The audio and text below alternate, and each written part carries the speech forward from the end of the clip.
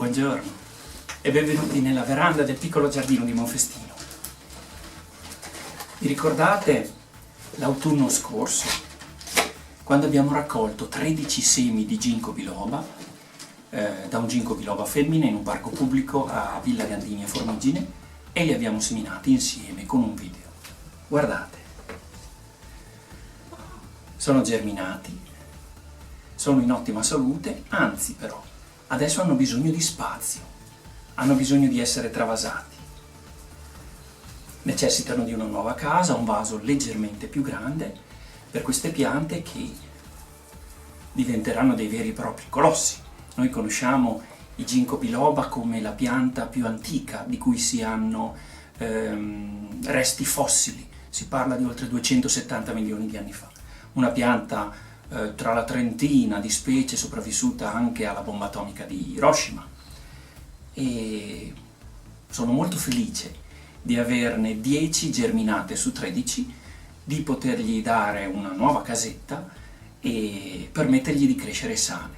Naturalmente queste piante, non avendo io abbastanza spazio per piantarle, perché potrebbero raggiungere anche i 40 metri di altezza e 25 metri di chioma, sono a disposizione gratuitamente di chiunque le voglia. Basta che le venga a prendere. Lasciamogli solo un po' di tempo ancora per crescere in vaso e godiamoci la loro bellezza. Adesso travasiamole.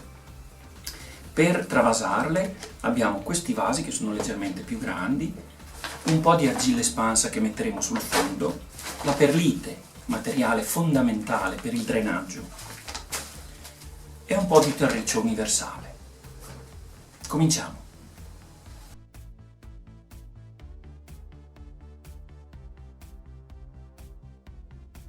È venuto l'importante momento del travaso.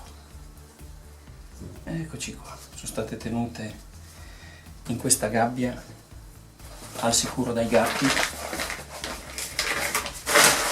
Mettiamo un po' di argilla espansa,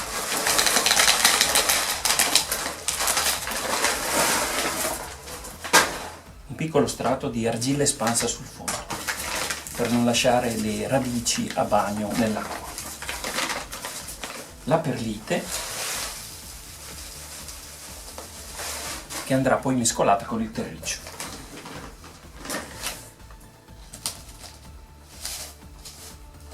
Non c'è bisogno che il vaso sia molto più grande. Questo è il mix. Come vedete si vedono i pezzettini di perlite, che è un materiale inerte fondamentale per il drenaggio, leggerissimo. Ed ora è il momento importante. Stacchiamo la piantina delicatamente e vediamo, proprio sì. Allora, guardiamo, qui c'è l'apparato radicale, qui si vede, aveva raggiunto già tutto lo spazio a disposizione nel vaso. Quindi con delicatezza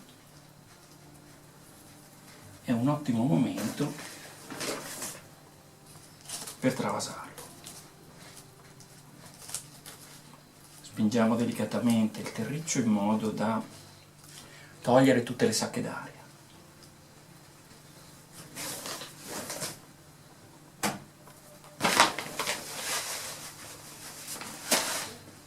Il travaso è un momento importante che può essere un po' scioccante per le piante, quindi adesso la innaffieremo anche. Ed ecco qui la nuova casa di questi bellissimi ginkgo, che andrà moltiplicata per 10. Adesso travaseremo tutte e 10 le piante.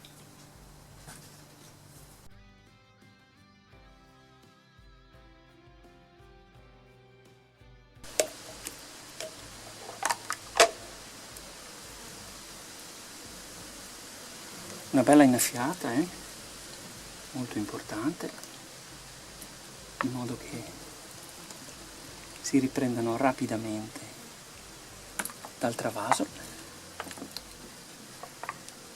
A tutte e 10 le nuove stupende piante di ginkgo biloba.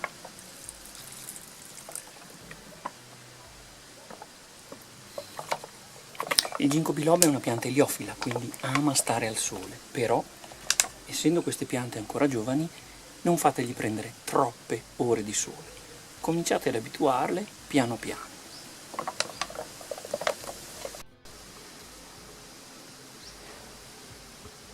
Durante il trapianto non è necessario concimarle, è sufficiente il nuovo terriccio che contiene i nutrienti per altri mesi nei quali avranno tutto ciò